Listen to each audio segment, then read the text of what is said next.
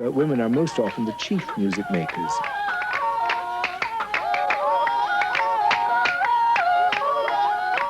In this game, the women toss a melon, one of the main crops in the Kalahari, making the music as well, while the men try to interfere.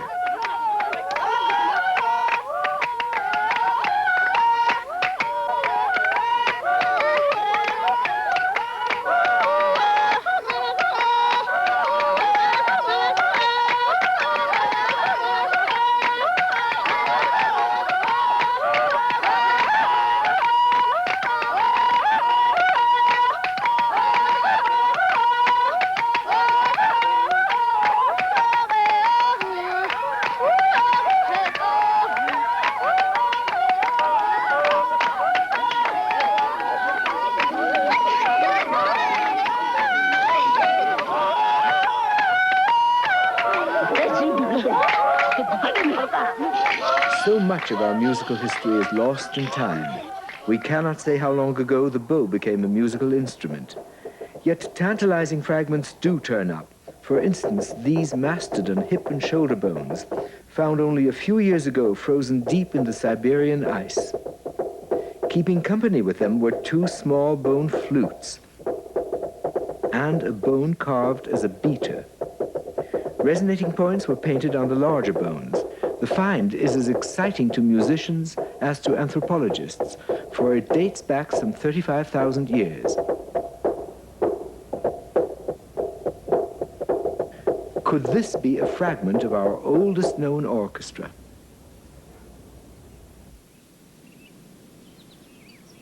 Bones and stone may last, but musical instruments depending on vibration have mostly been made of organic materials, for instance, wood.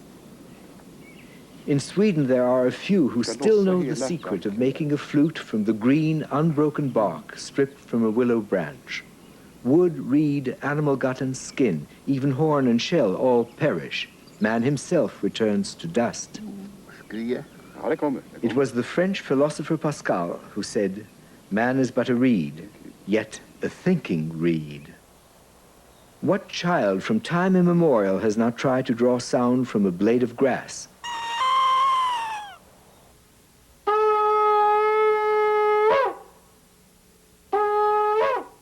Blowing into the narrow end of an animal horn is surely as ancient.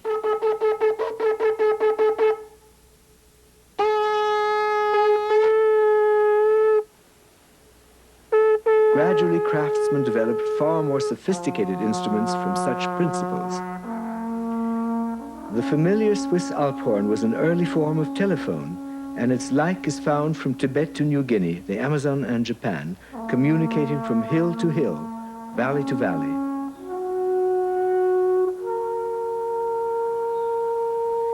It did not take long to discover that such horns could generate more than one note, at first more likely sour, through the principle of resonance called overtones.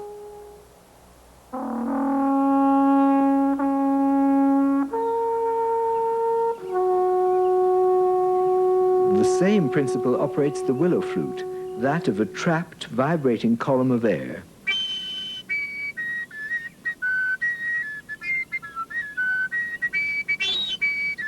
The finger at the open end and the pressure of the breath combine to change the speed of the vibration.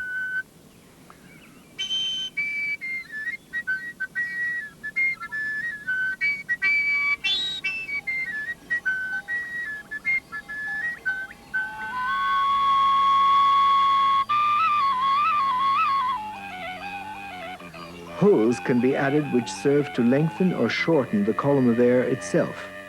In the northern province of Maramureş in Romania, the imaginative shepherd likes to add the growl of his own voice.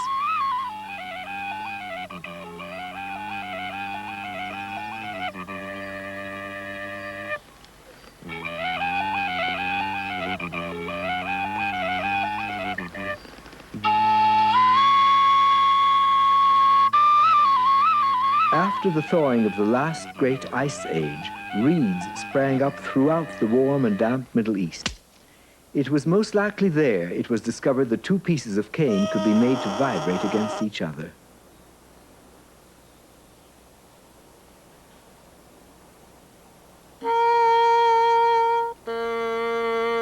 In the Near and Far East, the fashioning of metal soon reached a high level, adding to music a new dimension of sound and tone. The long horn with its overtones multiplied in great variety. In fact, human ingenuity in the creation of instruments seems almost inexhaustible, yet I hesitate to call them inventions.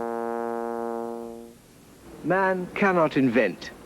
He can only observe and discover, analyze, repeat, and rearrange. We fit together the signs and clues from the world around us, and out of these we make something new. But with music, these signs and clues, together with our voice, come from within us. It is these we must observe with an inner eye. All other arts and crafts manipulate external objects, but music must have preceded them all, for we make it out of ourselves. This is a motor car horn, cardboard, and a piece of plastic tape.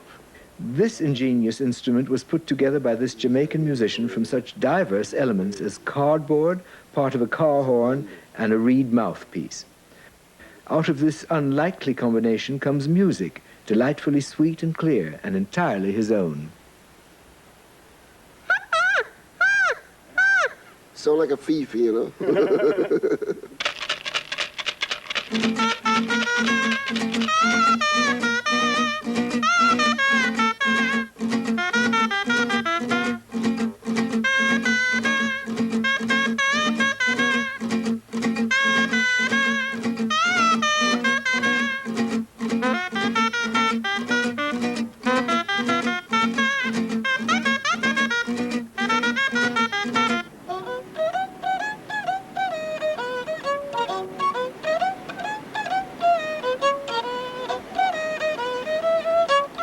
I'm more than ready to admit this Jamaican bamboo fiddle as a colleague to my own violin.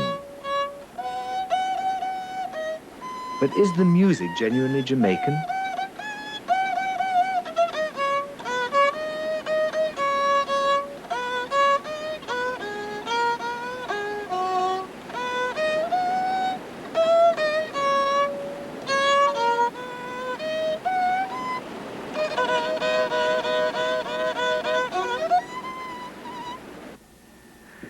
All life, including all matter, whether animate or inanimate, involves vibration of all kinds and speeds.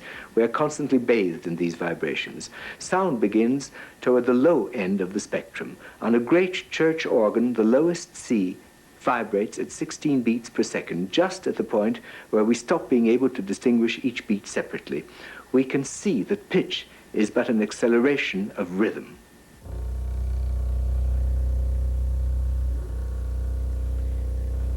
In the orchestra, the lowest note made is the C on the modern double bass, vibrating at 32 beats per second.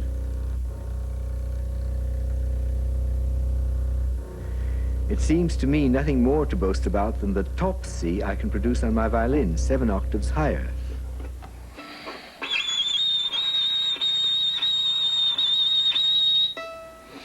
This rather ugly sound vibrates at about 4,000 cycles per second. Our hearing can distinguish 2 octaves above that, that is at around 16,000 cycles. Light occurs towards the middle of the spectrum of vibrations. Higher up, waves are so fast that they pass through matter as if it simply weren't there. But I do believe we must feel and respond to them unconsciously. We respond to slower cycles too, below the level of audible sound. Our brains pulse in waves now called alpha, beta, delta rhythms. They range from 1 or 2 beats to over 20 per second. We recognize the cycle of day and night, the phases of the moon, the seasons of the year. Our bodies react to these with their own corresponding cycles of sleep and various emotional states. We are even affected by the sunspot cycle every 11 years. For it has its part to play in earthquakes and the breaking off of icebergs and the changes of climate. It even has something to do with the best years for French wines. Music keeps us in touch with this entire vibrating world, both outside and in.